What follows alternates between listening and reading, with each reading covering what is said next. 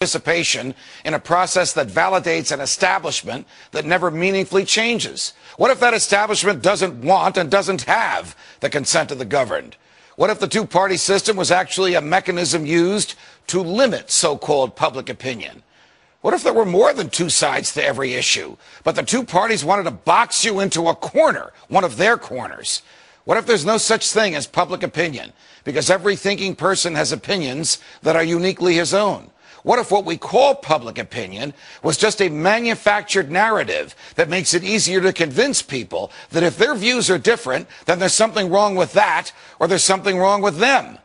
What if the whole purpose of the Democratic and Republican parties was not to expand voters' choices, but to limit them? What if the widely perceived differences between the two parties was just an illusion? What if the heart of the government policy remains the same no matter who's in the White House? What if the heart of government policy remains the same no matter what the people want?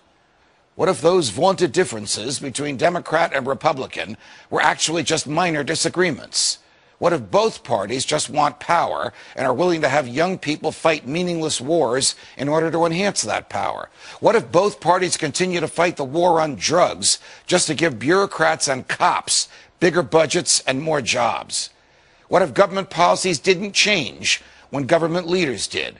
What if no matter who won an election, government stayed the same?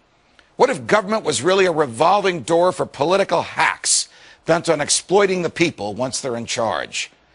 What if both parties supported welfare, war, debt, bailouts, and big government? What if the rhetoric that candidates displayed on the campaign trail was dumped after electoral victory?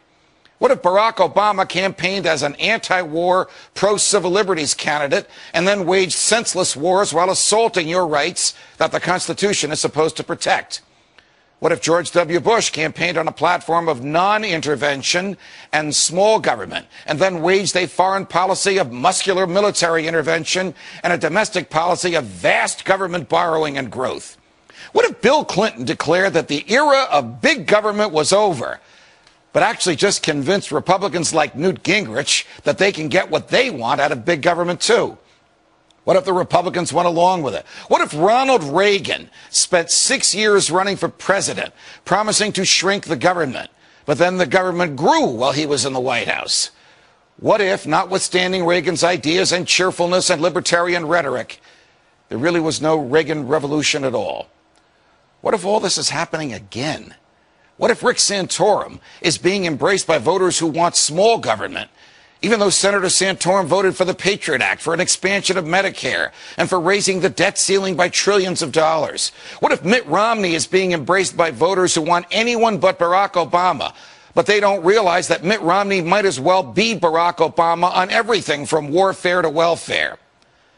What if Ron Paul is being ignored by the media, not because, as it claims, he's unappealing or unelectable, but because he doesn't fit into the pre-manufactured public opinion mold used by the establishment to pigeonhole the electorate and create the so-called narrative that drives media coverage of elections?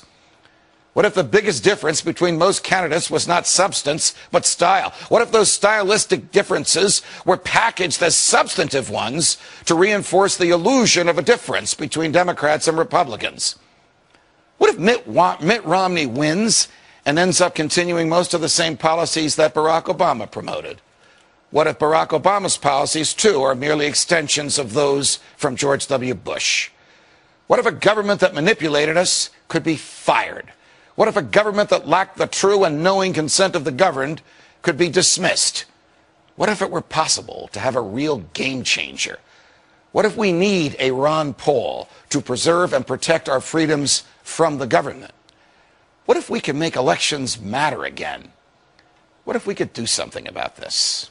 From New York, defending freedom every night of the week.